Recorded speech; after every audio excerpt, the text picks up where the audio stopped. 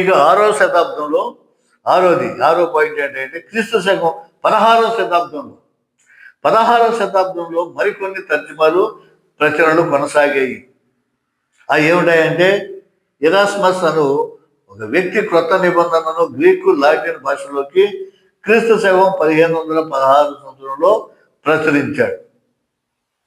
తర్వాత 7వది జర్మనీ దేశంలో ఉద్యమకారుడు మరియు సంస్కరణవేత్త అయిన మార్టిన్ లూథర్ క్రీస్తు శకం 1522 సంవత్సరంలో క్రొత్త నిబంధన తర్జుమా చేశాడు. చూడండి, ఈయన నిజంగా మహానుభావుడు, దైవావేశం కలిగినటువంటి వ్యక్తి, ఒక దైవదూతైనా చెప్పుకోవాలి. ఈనాడు మనం 66 పుస్తకాలు బైబిల్ని మనం చదువుతున్నామంటే, ఇంతమంది బైబిల్ నేర్చుకుంటున్నారంటే, ప్రతి వారి చేతిలో బైబిల్ గ్రంథం ఉంటుందంటే ఈ మహానుభావుడు చేసినటువంటి కృషి, ఆ కృషే మరి ఆయన గురించి మనం లోగడ చెప్పాను. చూడండి, క్రొత్త నిబంధనను ట్రాన్స్లేషన్ చేసాడు ఈయన. ఎప్పుడు? 1522లో. ఈయన ఏ దేశస్థుడు? జర్మనీ దేశంలో ఉద్యమకారుడు మరియు సంస్కరణవేత్త. సంఘ సంస్కర్త అంటాం, సంస్కరణ అంటాం. సంస్కరణ ఏంటంటే బాగు చేయటం, ఉద్ధరించటం, తప్పు ఒప్పులను తీసేసి, ఏదో మీరు ఈ తప్పు చేస్తున్నారు, ఇది చాలా తప్పు, పాపం చేయకూడదు అని ఉద్ధరించేవాడిని సంఘ సంస్కర్త అంటారు. మనకు చాలా మంది ఉన్నారు, వీరేశలింగం పంతులు, కందుకూరు వీరేశలింగం పంతులు గారు, రాజా రామ్మోహన్ రాయ్, మరి వీళ్ళందరూ కూడా సంఘ సంస్కర్తలు. సతీ సహగామాన్ని నిర్మూలించి, బాల్య వివాహాలు నిషేధించి, స్త్రీలు చదువుకుంటాకి వీళ్ళు లేకపోతే వాళ్ళు కూడా చదువుకునేటువంటి వీళ్ళు ఉద్యమించి ఈ సంఘంలో చెడుతనాలన్నీ ఇక్కడ తీసివేసి సంఘాన్ని సంస్కరించినటువంటి వారు వీళ్ళ సంఘ సంస్కర్తలు అంటారు. ఇక్కడ ఈయన ఏ సంస్కరణోద్యమం జర్మనీలో మరి దైవ వాక్యాన్ని, బైబుల్ని బయటికి తీసుకొచ్చి అందరికి అందే విధంగా చేసినటువంటి ఉద్యమకారుడు, జర్మనీ దేశ ఉద్యమకారుడు, సంఘ సంస్కరణవేత్త అయిన మార్టిన్ లూథర్ క్రీస్తు శకం 1522 సంవత్సరంలో క్రొత్త నిబంధనను తర్జుమా చేశాడు. క్రొత్త నిబంధనని ట్రాన్స్లేషన్ చేశాడు. 1521 సంవత్సరంలో ఏప్రిల్ నెలలో అతడు రాజుల ఎదుటను మతాధికారుల ఎదుటను నిలిచి తాను రాసిన పుస్తకములన్నీ దైవ వాక్యానుసారముగా ఉన్నవని ధైర్యంగా చెప్పాడు. ఆ బైబిల్ బయటికి తీసుకొచ్చేసి మరి వేరే ట్రాన్స్లేషన్ చేసి 66 పుస్తకాలు 1521లో మరి ఆ రోజుల్లో నిషేధం ఉండేది. రాజుగారి ఆజ్ఞ లేకుండా ఏది కూడా చేయడానికి వీల్లేదు. ఎందుకు చేసే ఇదంతా అంటే ధైర్యంగా రాజుల ముందు చెప్పాడు, నేను చేసినటువంటి ఈ ట్రాన్స్లేషన్ అంతా దైవ వేషంతో ఉన్నది, ఈ పుస్తకంలో దైవ వాక్యానుసారముగా ఉన్నామని చెప్పేసి రాజుల ధైర్యంగా నిలబడి చెప్పాడు. ఆచార సంబంధమైన క్రైస్తవం నుండి ఆత్మీయత కలిగిన భక్తిలోనికి రావాలేనని ఎలుగెత్తి చాటాడు. ఇప్పుడు వరకు ఆచారంగా ఉంది బైబిల్, ఒక రోమన్ క్యాథలిక్ల చేతుల్లోనే ఉంది, ఒక పోపు చేతుల్లోనే ఉంది, ఒక బిషప్ చేతుల్లోనే ఉంది. అది ఎవరికి తెలియట్లా వాక్యం, వాడు చెప్తేనే తెలుస్తుంది, వాడు చెప్పట్లేదు. కాబట్టి ఇది చేయాలి, అది చేయాలని కొన్ని కొత్త ఆచారాలన్నీ కూడా తీసుకొచ్చారు. ఆ ఆచారాన్ని మానేసి బయటకు రావాలి, బైబిల్ ప్రకారం రావాలి. బైబిల్లో ఏమని ఉంది? నీతిమంతుడు విశ్వాస మూలముగా జీవించుననియు. నీతిమంతుడు ఆచారాలతో కాదు జీవించేది, కట్టుబాటులతో కాదు, విశ్వాస మూలంగా జీవిస్తాడు అని మార్టిన్ లూథర్ గారు బహిరంగంగా రాజుల ముందు తన ఒపీనియన్, సిద్ధాంతాన్ని తెలియజేశాడు. హల్లెలూయా, హల్లెలూయా, హల్లెలూయా. మరి చెప్పాలి, మరి ఈ రోజున ప్రపంచం అంతా కూడా 66 పుస్తకాలు బైబిల్ని మనం తీసుకుని మరి దానిలో ఉన్నటువంటి సంగతులన్నీ కూడా లోకమంతా ప్రకటన చేస్తున్నారు అంటే అది ఆయన చేసినటువంటి కృషి, ఆయన చేసినటువంటి ఫలితం. మరి ఆయనే ఆ రోజు బైబిల్ బయటకు తీసుకురాకపోతే ఈ బైబిల్ గ్రంథం మనకు దొరికేదా? మనం ఇలా చెప్పుకునేవాళ్ళవా? ప్రార్థనలు చేసుకునేవాళ్ళవా? సంఘాలు ఏర్పడేయా? ఆత్మల రక్షణ జరిగేదా? ఇవన్నీ జరిగేది కాదు. కాబట్టి ఆ మహానుభావుడికి మనం నిజంగా చేతులెత్తి దండం పెట్టి మరి ఆ సెయింట్ ఆ పరిశుద్ధుడిని మనం దాన్ని వేడుకోవాలి.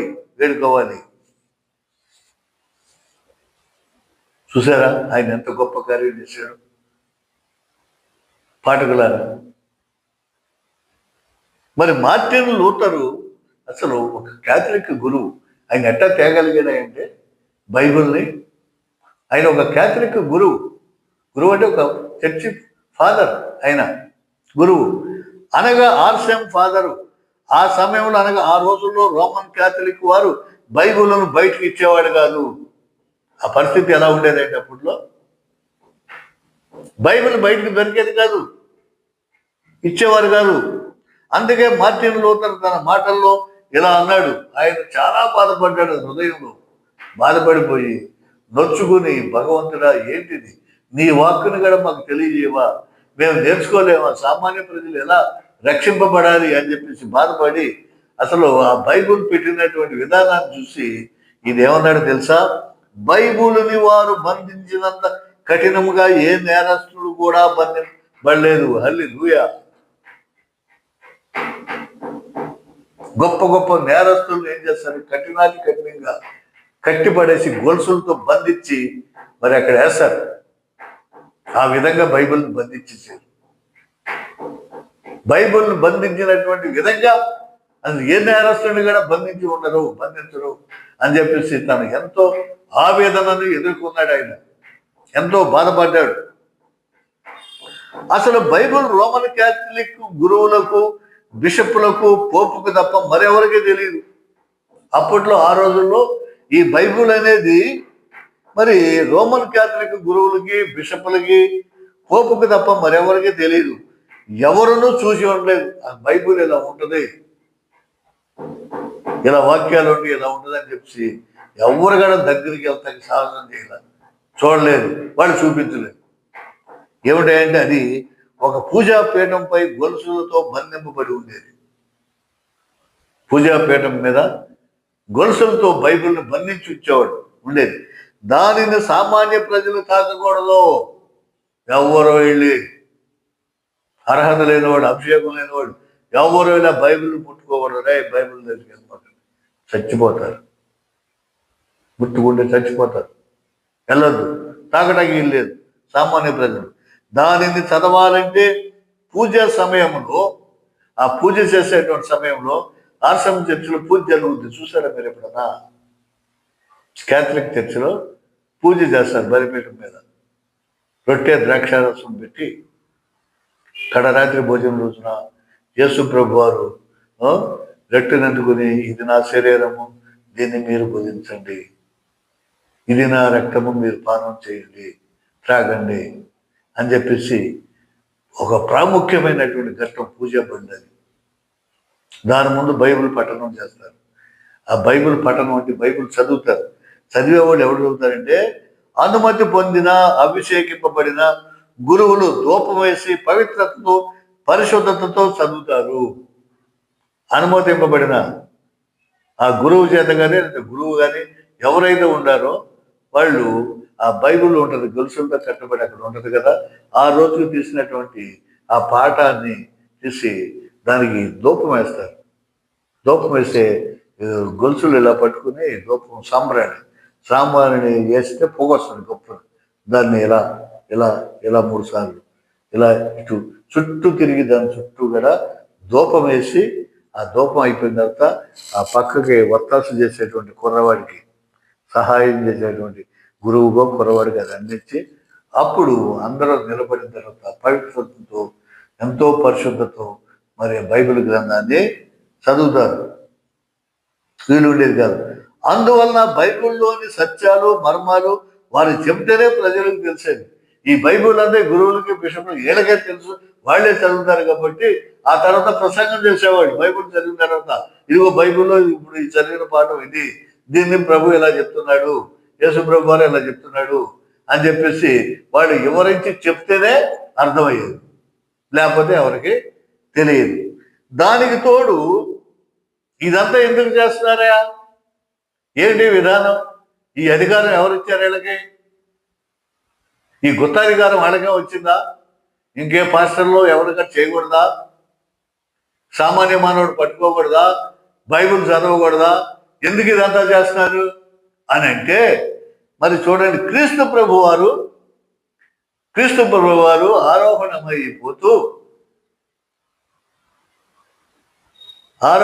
వెళుతూ స్వర్గానికి వెళుతూ పేతురును పిలిచి, తన ప్రియమైనటువంటి శిష్యుడైన పేతురును పిలిచి, పేతురు నువ్వు కేఫావి. కేఫా అంటే రాయి, బండ లాంటి వాడు, గట్టోడు, దృఢమైనటువంటి వాడు. కాబట్టి నా సంఘాన్ని నీ మీద కడుతున్నా, నీ రాతి మీద కడుతున్నా, కాబట్టి నువ్వు రాయివి. ఈ రాతి మీద నా సంఘం నిర్మించున్నాను, నీ మీద నా సంఘాన్ని నిర్మిస్తున్నాను, క్రీస్తు సంఘం. కాబట్టి దాని తాళం చెవులు నీకు అప్పగిస్తున్నాను. ఈ సంఘము యొక్క తాళం చెవులని కూడా నీకు ఇస్తున్నాను. పరిశుద్ధ పేతురు గారికి సర్వ హక్కులు ఇచ్చి ఉన్నారు. మీరు ఆ వాక్యం చదవండి, మీకు తెలుసు, త్వరగా చెప్పాను.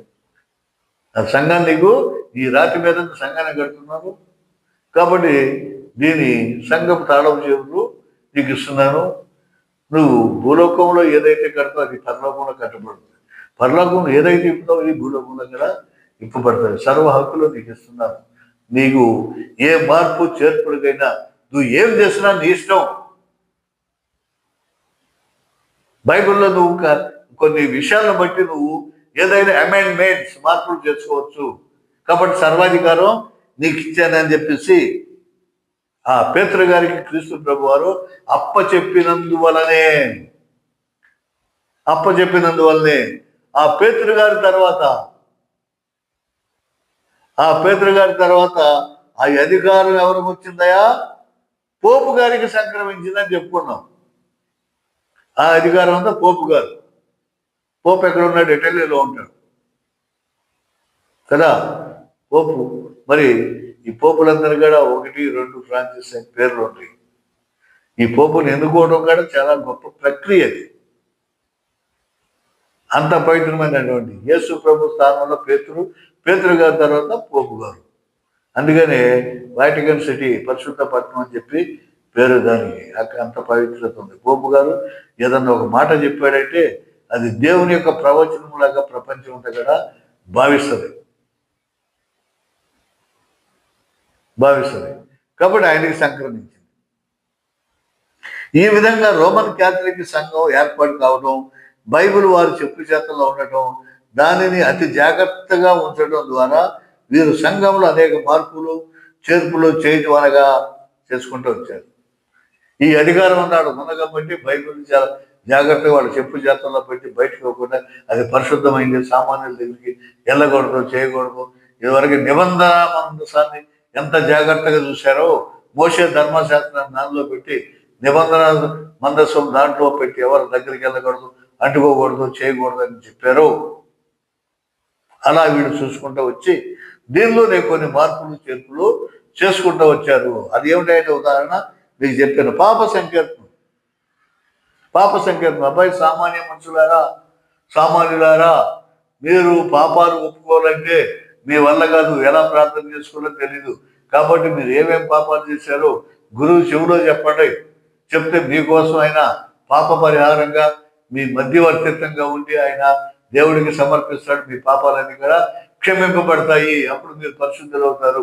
ఇక పాపం చేయకోకుండా జీవించండి అని చెప్పి కొన్ని మార్పులు తెచ్చి మరి వాడికి పాపం చేసినటువంటి వాడికి ఒక పాప పరిహార పత్రాన్ని ఇస్తే వాడు దాన్ని జేబులో పెట్టుకుని నాకే పాపం రాదు, నేను తాగొచ్చు, తిరగొచ్చు, ఏమైనా చేయొచ్చు అని చెప్తాడు. వెచ్చలవిడిగా తిరిగేయటం, చేయటం, మరి రోడ్ల మీద డొల్లాడటం, ఇదంతా కూడా మార్టిన్ లూథర్ గారిని కలిసి వేసేసి బాధ పెట్టేసి, అయ్యో ఏంటిది, ఏం జరుగుతుంది ఇక్కడ, ప్రభువారు ఏం చెప్పారు, వీళ్ళు చేసేది ఏంటి, వీళ్ళని అనుసరించేది ఏంటిది అని చెప్పేసి బాధ పెట్టారు. లూథర్ ఎంతగానో బాధించినవి ఈ విషయాలన్నీ కదా. ఇవే కదా చాలా ఉన్నాయి. ఒకటి చెప్పి అందువల్ల మార్టిన్ లూథర్ తీవ్ర ఒత్తిడికి గురై ఆయన చెప్పుకొచ్చాడు. నీతిమంతుడు విశ్వాస మూలంగా జీవిస్తాడని చెప్పేసి ప్రభు వాక్యానుసారం జీవించవాలని, ఆచార సంబంధమైన క్రైస్తవం నుండి ఆత్మీయత కలిగిన భక్తిలోకి రావాలేనని దృఢంగా చెప్పి క్యాథలిక్లకు ఎదురు తిరిగి ప్రొటెక్ట్ చేసి బయటకు వచ్చాను.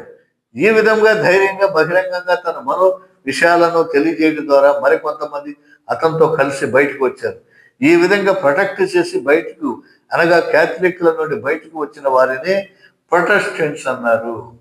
ప్రియపాఠకులను రాబడి చెప్పారు. ఇవన్నీ ఆయన బాధించింది. ఏంటి ఈ ఆచారం, ఏంటి వీడు కొత్త ఏంటి తీసుకొస్తున్నారు, కాబట్టి ఇది కాదు అసలు చేయవలసింది అని చెప్పేసి బాగా ప్రార్థన చేసుకుని, ప్రభువా నీ చిత్తం నెరవేరయా, నేను ఈ రకంగా చేయాలనుకుంటున్నాను, బైబిల్ ప్రజలందరికీ మరి నేను అందించాలనుకుంటున్నాను, మీరు చెప్పేది ఒకటి వీళ్ళు చేసేది ఒకటి, బైబిల్ ప్రతి ఒక్కరికి వెళ్ళాలి, వీళ్ళు పాప సంకీర్తం ఏంటి, చెవులో చెప్పడం ఏంటి, వీళ్ళు ఏళ్ళ మీద ఆధారపడటం ఏంటి, వాడు తాగి తందనాలాడి తిరగటం ఏంటి అని చెప్పేసి, అసలు ఏమిటి నీతిమంతుడు విశ్వాస మూలంగా జీవిస్తాడు, నీ విశ్వాసమే నిన్ను కాపాడుతుంది, నీ విశ్వాసమే నిన్ను రక్షించింది అని చెప్పేసి ప్రభువారు సెలవిస్తున్నాడు. కాబట్టి నీతిగా ఉండండి, నీతితో ఉండండి అని చెప్పేసి అక్కడ ఉన్న వాళ్ళందరూ ఇక్కడ ఉద్బోధించి మరి కొంతమందిని తనకు అనుయాయులుగా కూడబెట్టుకుని ఆ బైబిల్ గడ తీసుకుని బయటకు వచ్చేసాడు.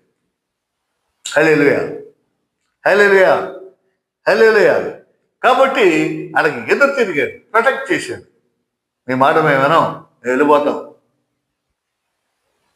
మీరు ఏం చేస్తారో చేసుకోండి, మేము వేరేగా బ్రతుకుతాం, మీరు చెప్పినట్లు మేము వినలేము, అది మాకు నచ్చట్లేదు అని చెప్పి బయటకు వచ్చారు. కాబట్టి వీళ్ళే ప్రొటెస్టెంట్స్ అన్నారు. ప్రొటెక్ట్ చేసి బయటకు వచ్చారు.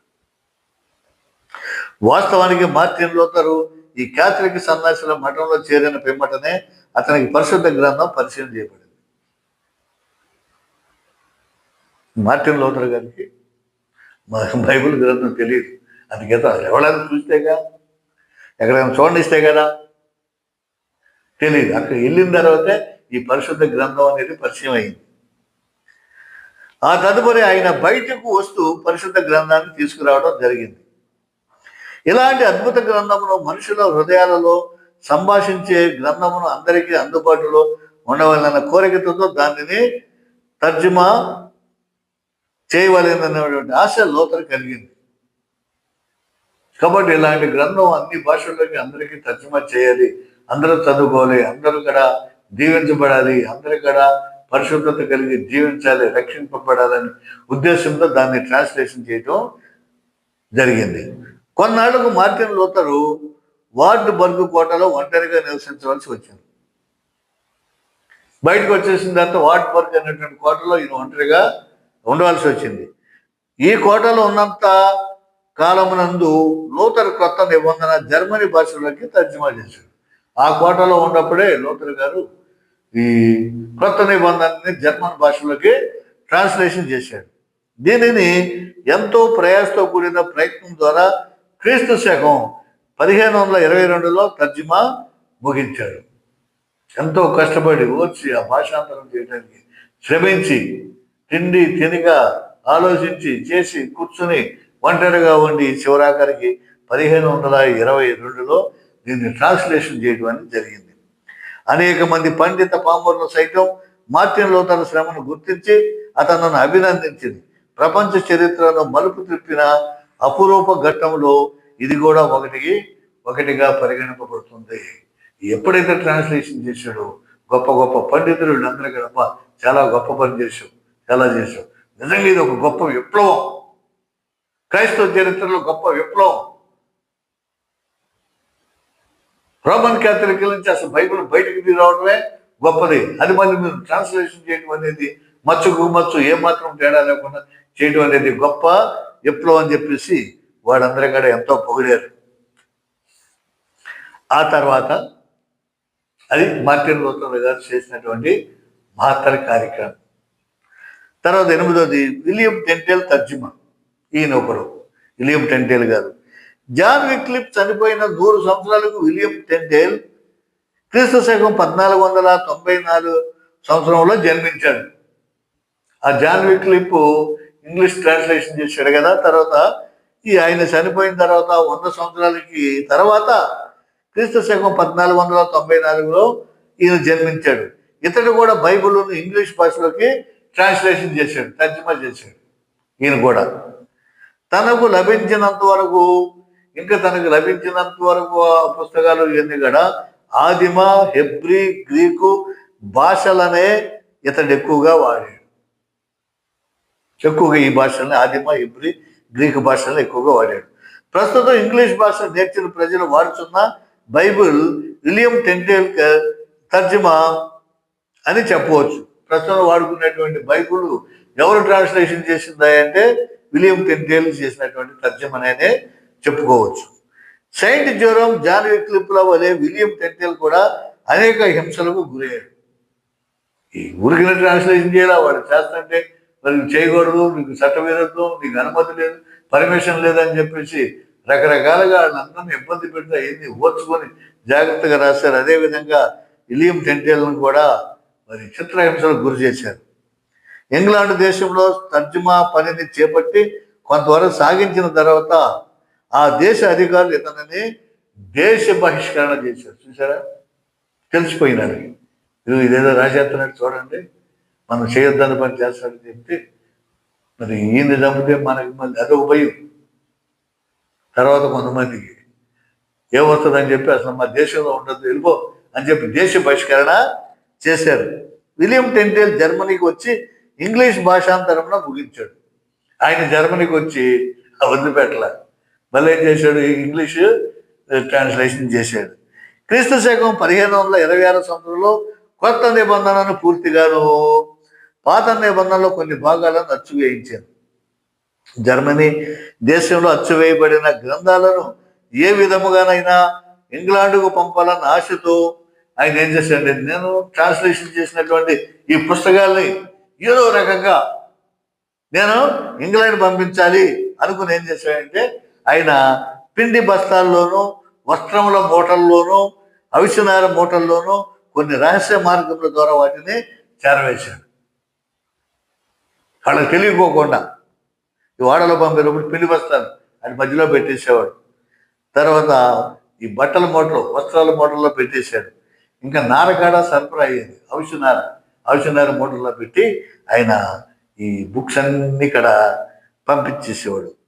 అయితే ఇతడు పంపిన గ్రంథములు శత్రువులకు పట్టుబడి నందున పంపించైతే పంపించాడు, కానీ ఈ సైతాన్ని ఊరుకుంటుందా?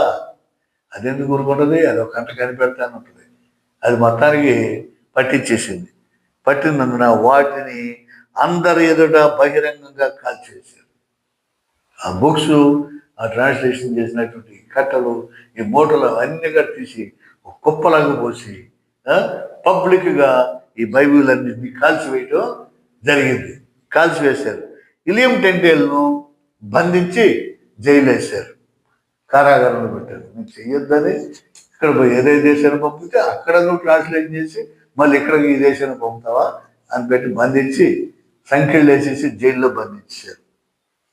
ఎట్టకేలకు విలియం టెంటేల్ క్రీస్తు నామార్థమై హతసాక్షి జైల్లో వేసి చంపేశారు. నీకు బతికింది మళ్ళీ ఏదో ఒకటి చేస్తాడు, వదిలిపెట్టాడని చెప్పేసి ఆయన పట్టుకుని జైల్లో బంధించి ఆయన చంపేశారు. ఎలా చంపారంటే చూడండి పాప, ఆయన ఎంత భయంకరంగా చంపారంటే 1536 అక్టోబర్ నెలలో, ఎప్పుడంటే 1536 అక్టోబర్లో విలియం టెంటేల్ ప్రాణార్పణ చేస్తూ ప్రభువా ఇంగ్లాండ్ దేశపు రాజు కన్నులు తెరవమని ప్రార్థించి ప్రాణాలు విడిచాడు. ఆయన ఏం చేశారంటే, విక్టోరియన్ సంస్థలో వీళ్ళు ఒక కొయ్యపై ఒక చెక్క మీద బంధించి కట్టేశారు. ఒక చెక్క కట్టేసేసి కాళ్ళు చేతులు ఎరగదీసి కట్టేసేసి దాని మీద బంధించి దాని మీద కట్టెలు పేర్చారు. పెద్ద పెద్ద కట్టి పొలలు వేసి పేర్చేసి వాటిని తగలబెట్టేశారు. తగలబెట్టి సజీవంగా ఆయన్ని దహనం చేశారు. హల్లెలూయా, హల్లెలూయా. ఈ రకంగా ఆయన హతసాక్షి అయిపోయాడు, చనిపోయాడు. చనిపోతూ ఇక్కడ ఏమైనా వేసాడు, ఏమైనా కేకలు వచ్చాడు తెలుసా ప్రియ క్రైస్తవ పాఠకులారా? తగలబెట్టేది ప్రాణార్పణ చేస్తూ, ప్రభువా ఇంగ్లాండ్ దేశపు రాజు కన్నులు తెరువయ్యా, కళ్ళు మూసుకుపోయినాయి, బైబుల్ కాల్చేశాడు, నేను ఎంతో కష్టపడి ట్రాన్స్లేట్ చేశాను, ఎంతో శ్రమించి ఎన్నో డబ్బులు ఖర్చు పెట్టి రవాణా చేసి నేను రహస్యంగా పంపిస్తే అవి పట్టుకుని కాల్చేసి వాటిని కాల్చడమే కాదు నన్ను కూడా కాల్చి చంపేశారు, కళ్ళు మూసుకుపోయి ఆ రాజు యొక్క కన్నులు తెరువయా తెరువు అని చెప్పేసి అరుస్తూ ఆయన చనిపోయాడు, ప్రాణాలు విడిచారు. ఇంగ్లీష్ భాషలో బైబిల్ చదువుతున్న ప్రతి ఒక్కరూ విలియం టెంటేలుకు రుణపడి ఉన్నారు. కాబట్టి ఈ ఇంగ్లీష్ లాంగ్వేజ్లో బైబిల్ ఎవరెవరైతే చదువుతున్నారో వీళ్ళందరూ కూడా ఆయనకి రుణపడి ఉన్నారు, అప్పుపడి ఉన్నారు, బాకీపడి ఉన్నారు. ఆ తదుపరి బహుశా ఎన్ని ఇంగ్లీష్ అనువాదాలు జరిగినా వాటన్నిటికీ విలియం టెంటేల్ భాషా ప్రభావం స్పష్టంగా కనిపిస్తుంది. తర్వాత చాలా మంది ట్రాన్స్లేషన్ చేశారు, ఎంతమంది చేసినా ఈయన్నే కాపీ కొట్టేది, ఈయన చూసే ఈయన భావాలు ఈయన భాష ఇదే చక్కగా ప్రస్ఫుటంగా దాంట్లో కనిపిస్తూ ఉంటాయి అన్నమాట. ఇకపోతే ఆఖరిగా చూడండి, King James Bible. King James Bible William Tyndale తర్జుమా తర్వాత ఎన్నో తర్జుమాలు చోటు చేసుకున్నప్పటికీ కింగ్ జేమ్స్ బైబిల్ ప్రాచుర్యం పొందినంతగా మరి ఏదీ పొందలేదు. ఆ తర్వాత చాలా మంది ట్రాన్స్లేటర్స్ వచ్చారు, ట్రాన్స్లేట్ చేశారు. అందులో కింగ్ జేమ్స్ బైబిల్ చాలా గొప్ప ప్రాచుర్యం పేరు పొందిందన్నమాట, మరి ఏదీ పొందలేదు. కింగ్ జేమ్స్ బైబిల్ను అధికార పూర్వకము తర్జుమాగానే పిలుస్తారు. ఈయన రాజు దగ్గర అధికారం తీసుకున్నాడు. ఎందుకు ప్రాచుర్యం వచ్చిందంటే మళ్ళీ చేస్తే లోగడ చరిత్ర చూసుకున్నాం. మరి ఆయన ఎలా చంపారు, విలియం టెంటేల్ని ఎలా చంపేశారు, పుస్తకాలు ఎలా తగలబెట్టారు, ఇవన్నీ కూడా చూసి లాభం లేదు, పర్మిషన్ తీసుకునే మనం చేద్దామని చెప్పేసి ఈయన ఏం చేశాడంటే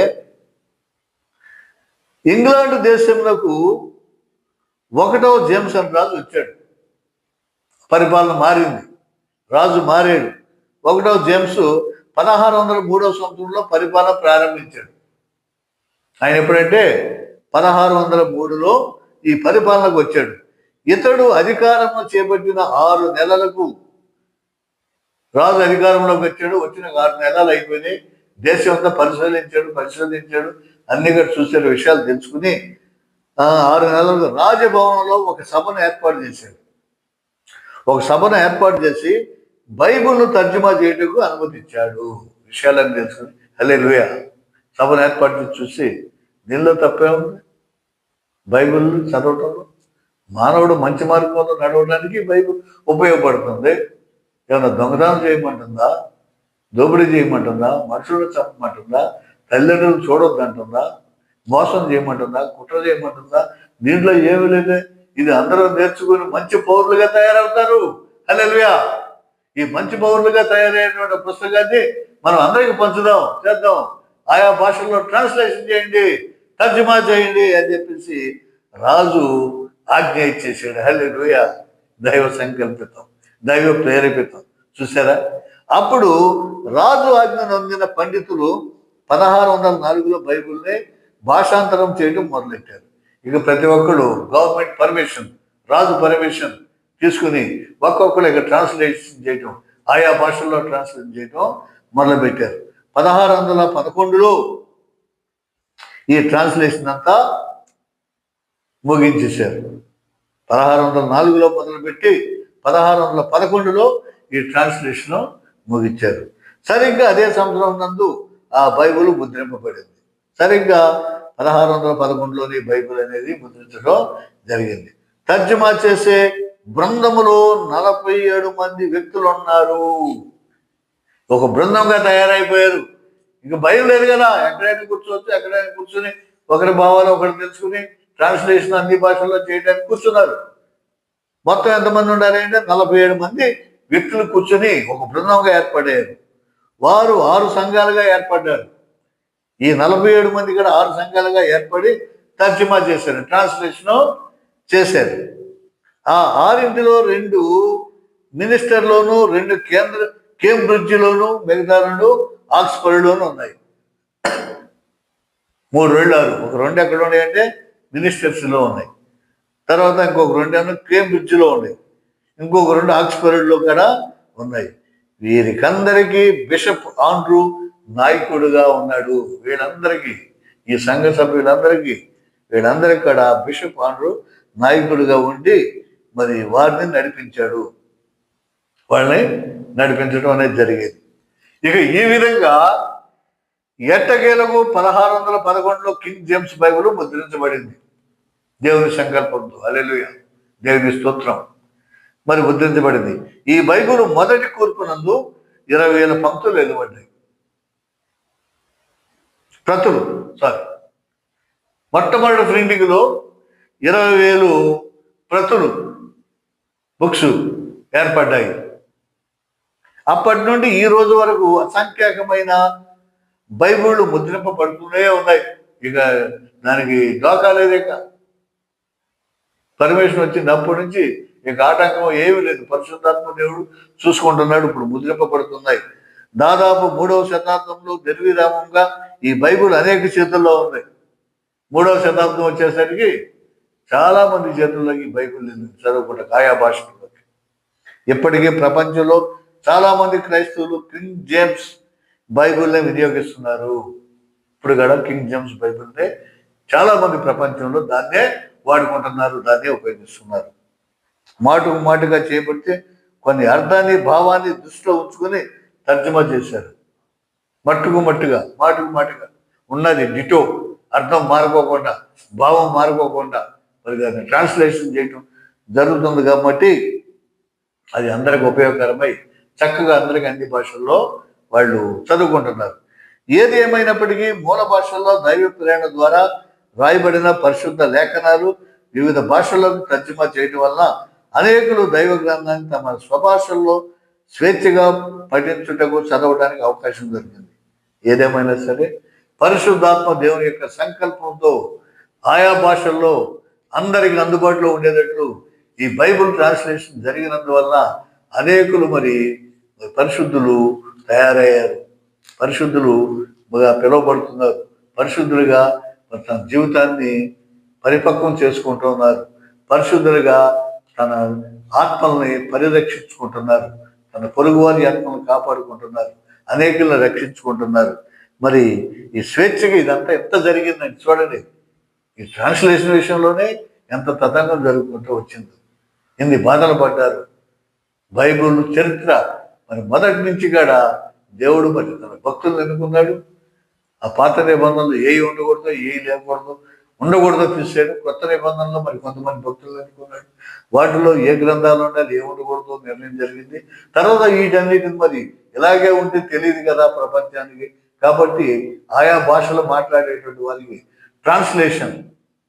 ఈ ట్రాన్స్లేషన్ చేయించి ఉద్బోధించి మరి బైబిల్ ఇప్పుడు నేటికి మరి పరిశుద్ధ గ్రంథాన్ని అందరి చేతుల్లోకి ప్రతి ఒక్కరూ చదువుకునే విధంగా మరి చాలా సులభంగా మరి కొన్ని స్వచ్ఛంద సంస్థలు అయితే బైబిల్ కొనలేనటువంటి పేదవారికి కూడా ఉచితంగా బైబిల్ ప్రచురించడం, మరి కొన్ని కరపత్రాలు ఇవ్వటం, కొన్ని పాటలు రాయటం, కీర్తనలు రాయటం, ఇవన్నీ కూడా పరిశుద్ధాత్మ సంకల్పంతో జరుగుతూనే ఉంది. కాబట్టి నిన్న నేడు ఏకరీతిగా ఉన్నటువంటి దేవుడు నిరంతరము మన మధ్య ఉండి పర్యవేక్షిస్తూ దాన్ని కాపాడుకుంటూ చేస్తూ ఉన్నాడు. ప్రభు మరి ఈ రకంగా బైబిల్ని శక్తివంతమైనటువంటి దానిగా తన వాక్కు ద్వారా, తన మహిమ ద్వారా, దాని యొక్క శక్తితో బైబిల్ని చేస్తూ ఉన్నారు. సరే, కాబట్టి ప్రియమైన క్రైస్తవ పాఠకులారా, మరి ఈ ట్రాన్స్లేషన్ జరిగిన విధానాన్ని నేను చెప్పుకుంటూ వస్తున్నాను. మరి ఇప్పటికే చాలా వరకు మీకు చెప్పాను.